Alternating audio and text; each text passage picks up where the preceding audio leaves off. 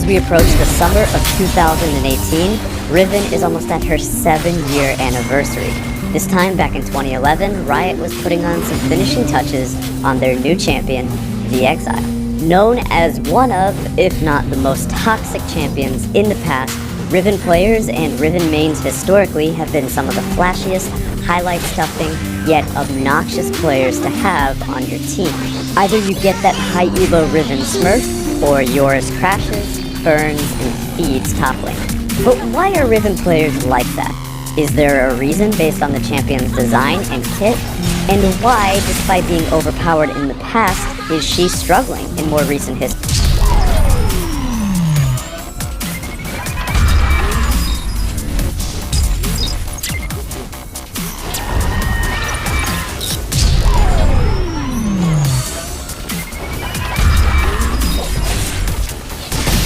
Especially this season.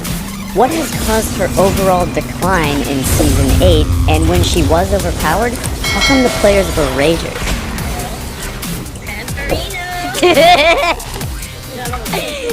You would've, but you didn't know it. Going from her development, her upbringings early on as a jungler, to the best Riven NA tournament, notable players such as Boxbox, and even the time in which she was a mid laner. This is the journey I would like to take you on today.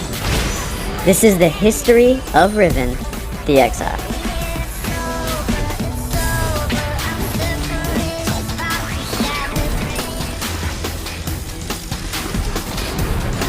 Riven was finally released to the live servers on September 14th of 2011 as the last champion released for Season 1. Riot Games was very excited to release her as she was a super flashy, high-risk, high-reward champion that was unlike any other champion they had previously released. One of the most interesting things about Riot's original design for Riven is that they wanted to make a female champion who was strong and different. They had a problem and were criticized for overly sexualizing most of the other female champions at the time. Of course, this didn't last long as soon as they released Battle Bunny Riven, but you know what, we'll get to that, The dev team for Riven meant for her to be a Demacian that was supposed to be gooder than good, but found that this thematic left Riven overall with less depth, and it was eventually scrapped. In turn, it was replaced with an exile from Noxus, who, after seeing the gruesome way that they fought, decided to break her sword and leave. In terms of gameplay design, they wanted Riven to play a lot like a character from Super Smash Bros. Melee, Marth. Originally, her design was codenamed Marth, sharing similarities with how she slashes and dashes and moves around. You can see how successful they were when you play her in-game, having similar abilities to Marth and also having a circular block shield in her kit. As far as inspiration from other games and other classes, Riven typically plays out pretty similar to a Valkyrie-type class, something you might see in an MMO. Riven's sword is a runic blade, and the sword is powered and charged by runes both in her passive and in her ultimate. The Valkyrie class in the MMO Terra also has its weapon carved by runes, 7 runes to be exact. And in the long-running series of Gauntlet games, Riven is quite similar to the Valkyrie class. Specifically, in one of my favorite games, Gauntlet 7 Sorrows, the Valkyrie in that game has short hair, has a green sword, and jumps all around. She's very mobile, has a lot of AoE damage. It's pretty mind-blowing how similar these characters really are. Riven's development went through a few stages and a few lore changes, but overall, it was pretty smooth. By the time she hit the live servers, it was pretty much known what they wanted her to be, and the champion spotlight, Freak was playing her as a lane bully top lane. Early on, Riven has an excellent harass skill. While you do put yourself in danger doing it, tossing around broken wings and dealing damage with the Art of War will give you a leg up. In this case, chasing around Shin isn't very smart, but you're able to constantly poke at him. But by the time she hit the live servers, there was a small problem.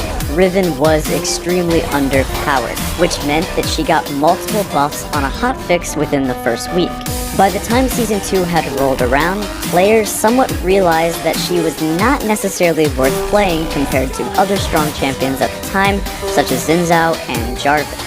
I don't know if she's going to be considered OP or anything like that, since she does have a little bit of early game issues. She's not going to completely demolish kids unless she's super fed, but that's most champions anyways. She was too high risk for too low of a reward, despite her ability to snowball games very well. Relatively speaking, she was super fun to play, and was popular for the general player base, but for the players who were higher elo and higher ranked, she saw low amounts of play as players looking to join the pro circuit were playing much stronger meta picks. The interesting thing, and something that I covered in my history of top lane video, is that during this time frame, sustain was really important. Sustain was the meta, and Riven struggled with this, having no natural sustain in her kit. However, back then, she had the single highest base health regen of any champion. Her base health regen was off the charts, which meant that she was a pretty good jungler. Back then, there was no red smite and warrior enchantment, and the junglers had to start Doran blades, so stacking a few Doran blades on Riven with her base health regen, as well as having some of her combat stats, made her early game quite good. There are some older VODs that you can find on YouTube of Stonewall and Dyrus playing her in the jungle and being fairly successful. It seemed like, at least at the time, this was her most effective role for the general player base, and even though she didn't see much competitive play, this is really where she started to thrive as a jungler. Probably the most important season for Riven's debut was Season 3 for a multitude of reasons. One of the first is actually due to a bug that allowed Riven's Q to start going over walls. Riot actually liked the idea of a wall hop mechanic existing because it gave Riven more diversity to her kit, and the mechanic was seen as something super skillful in a time where Riven mechanics were fairly primitive.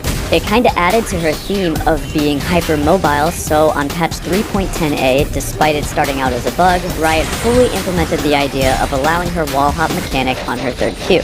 Soon in Season 3, big-name Riven players started popping up, the biggest probably being Boxbox, who became known as the Riven one-trick. He was a master of her kit, and he was showing off crazy plays on YouTube and Twitch.tv, which was blowing up at the time. The big main thing was League of Legends content. There was also a Best Riven NA tournament that was hosted by Leaguepedia, where many high elo players went head-to-head in order to showcase and prove their skills with Riven.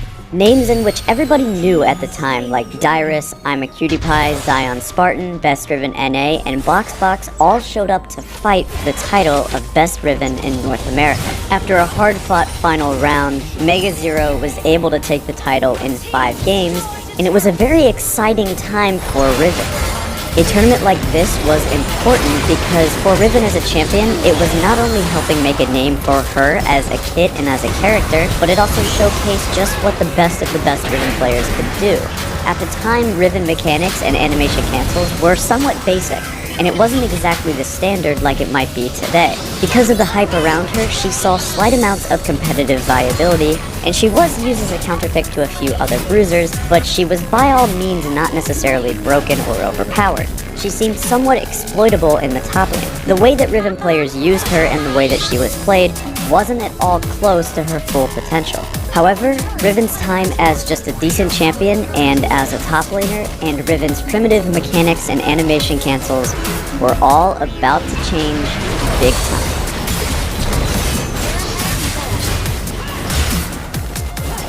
The biggest event for Riven in Season 3 was a player named Barcode Killer, who was taking NA solo queue by storm, playing mainly Riven and dominating NA solo queue, going 20-1 in Diamond 1.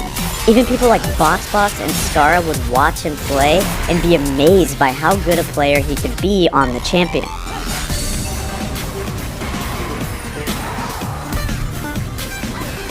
Oh my god, wow! What the fuck? Best Riven NA, move over! There's a new god in town! Eventually, it was discovered just who this player was. It was Faker. He had come over from Korea for Season 3 Worlds, and to practice, decided to tear up NA solo queue with Riven.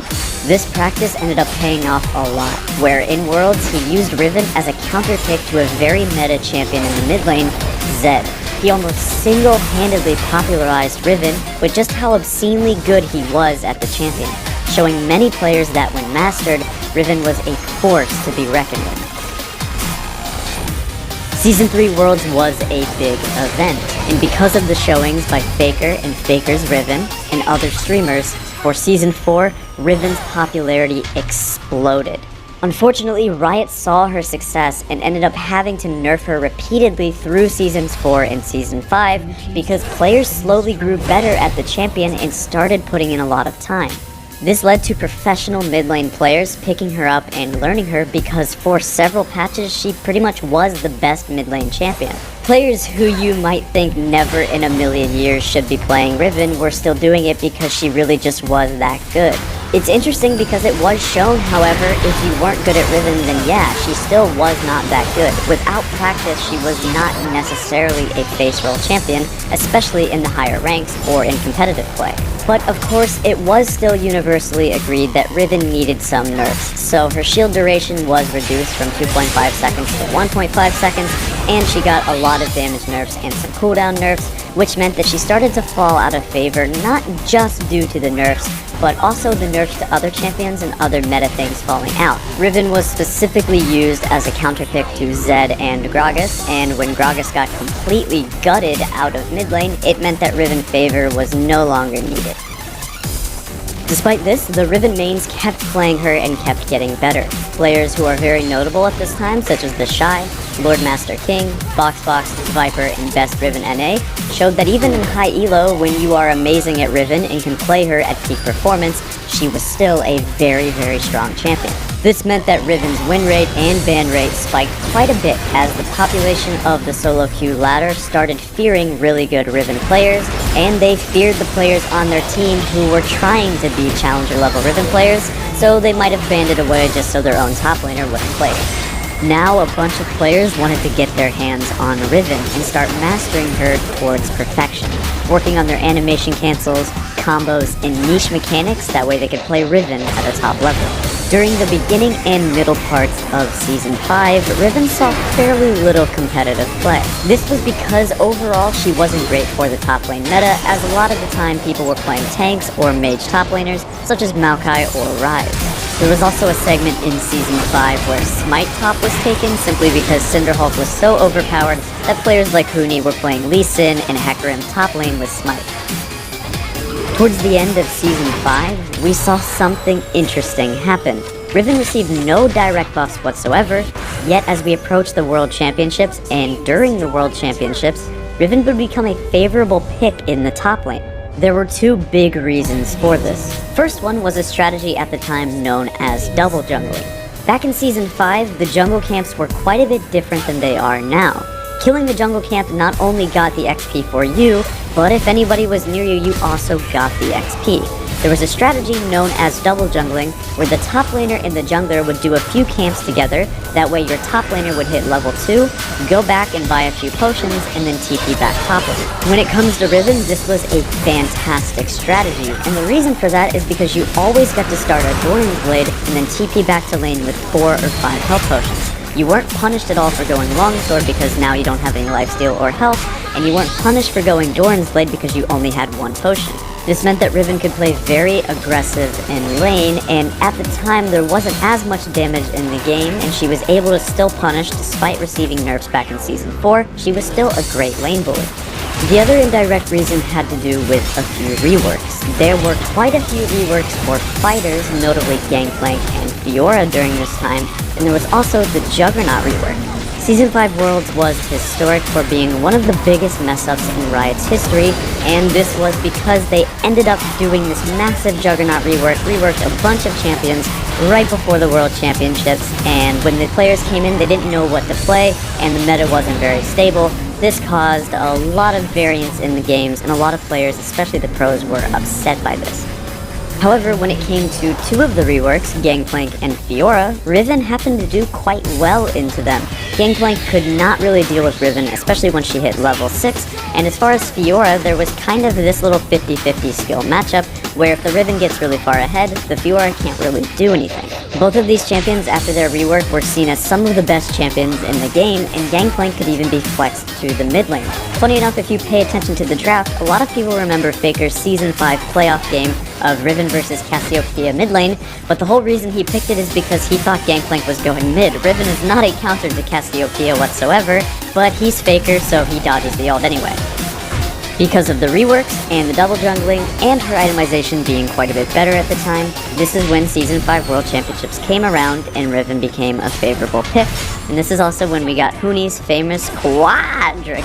As Season 5 winded down, Riven's popularity, much like in Season 3, started to go up in solo queue due to her competitive success and pick rate. Funny enough, in my personal history of Riven, this is when I started playing Riven as well. The entire reason I started playing Riven was because of Season 5 Worlds. Of course, at the time, Riot took note that her ability to snowball was slightly too strong and increased the cooldown on her ultimate. The reason they did this was because at the time, it made it a little bit too easy for Riven to get cooldown reduction, and most players were rushing Lucidity boots, so if you were able to get the snowball rolling, it felt like your ulti was constantly up, so increasing the cooldown by 20 seconds at rank 1 was a nice little nerf that they gave her. And for patch 5.21, this all seemed fine and dandy. However, things are about to change when we get to patch 5.22, and the landscape and scope of top lane would change for the foreseeable future. As Preseason 6 came up, so did the dreaded patch of 5.22, where Riot removed Riven's core item that she had bought for years, Brutalizer.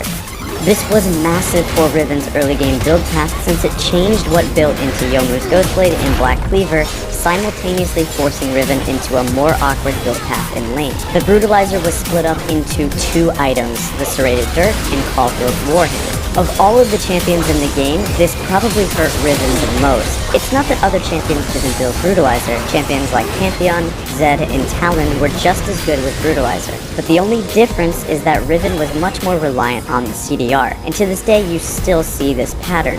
When building into their first longsword item, Zed, Talon, and Pantheon will typically go for a Serrated Dirk, whereas Riven will itemize into the Caulfield's Warhammer. Brutalizer was such an effective item on Riven, giving her damage, cooldown reduction, and attack damage all for 1337 gold. It was at this time that people were at a loss on what to build on her and what to take in terms of the new runes and new masteries. Dedicated Riven mains started posting major Riven guides on YouTube,